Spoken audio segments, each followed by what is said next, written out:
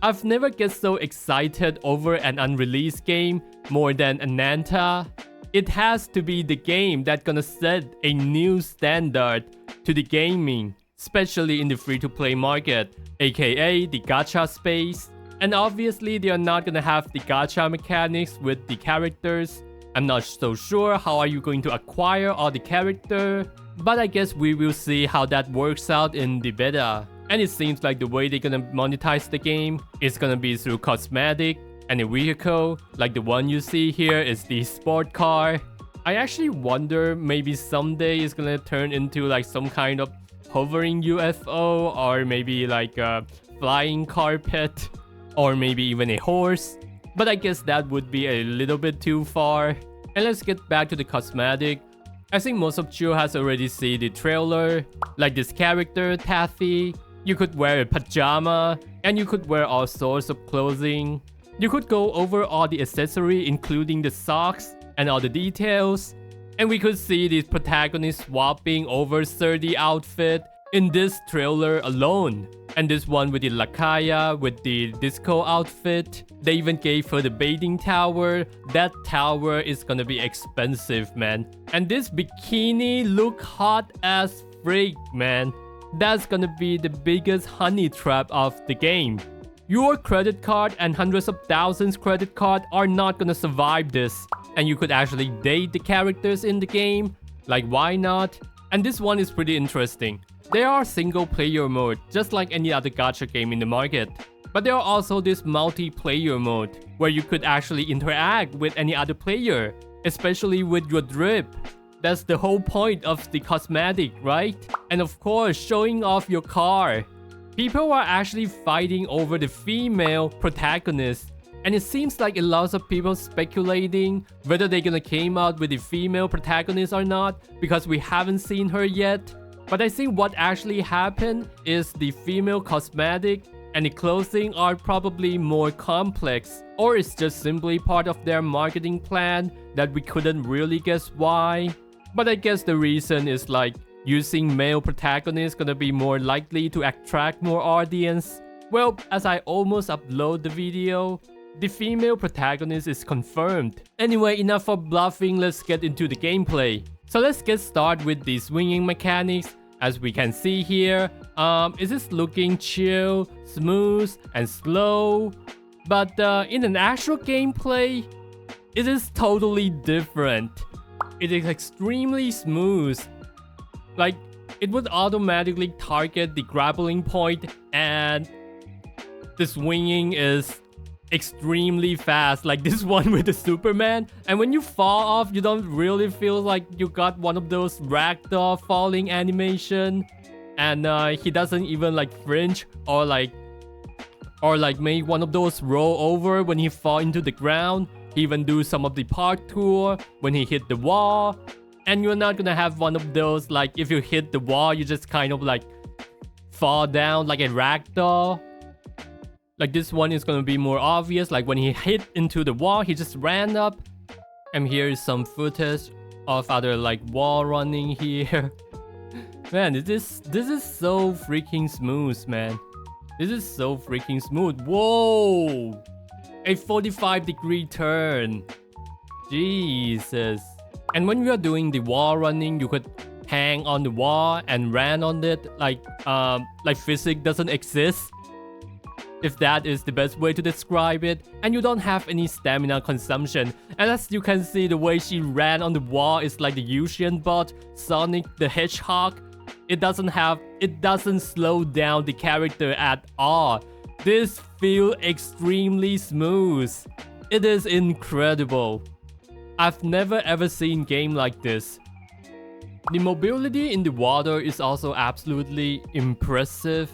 Like you could like jump up or dive up, and you could also do one of this like jump up and grapple, so you don't have to worry about getting stuck in the water. The transition look absolutely stunning and seamless when you are swapping between the characters, and you could have all the interaction with the NPC. You could shoot at them, but you're not able to kill them. I haven't seen any video that actually ram into the NPC, so I don't really know whether you could hit the NPC with the car or not. And apparently you could also teleport to the location by just selecting it and press take the subway instead of teleporting. And boom, you are at the place that you want. And you could actually summon your car from anywhere in the map, but like by just clicking it, and it's gonna ghost out behind you or something. And here it is. It's a really convenient quality of life function.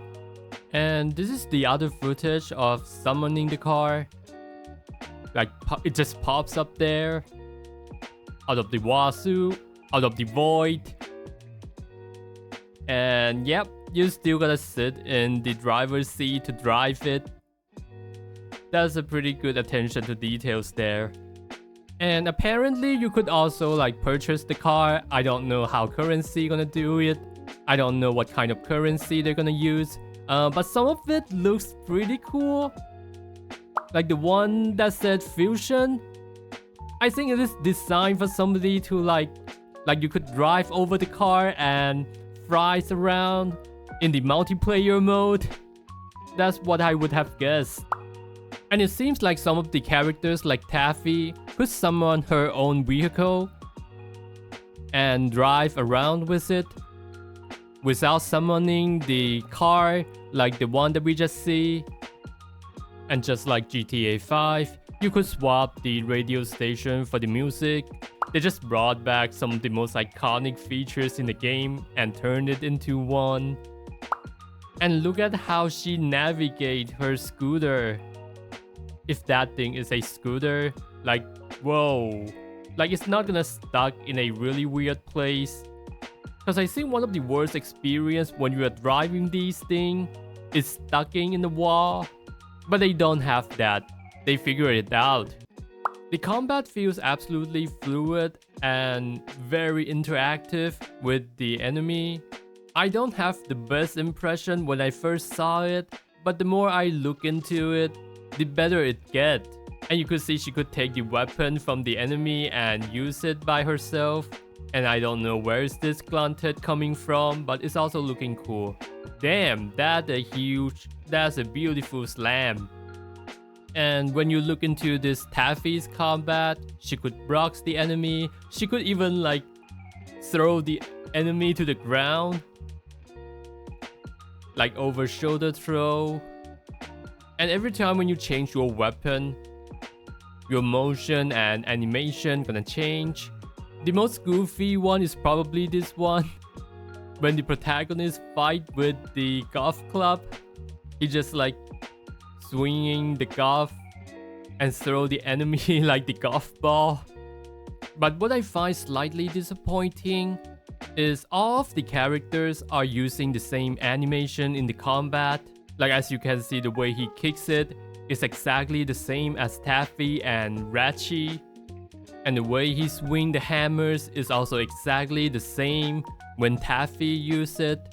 And to be honest, I think all the crazy moves that we see in the game, I think it has some sort of like skill trees for you to learn it and use it. It's not gonna unlock at level 1, that's what I would have expected, cause I haven't seen people using these moves in the gameplay, so that's my speculation.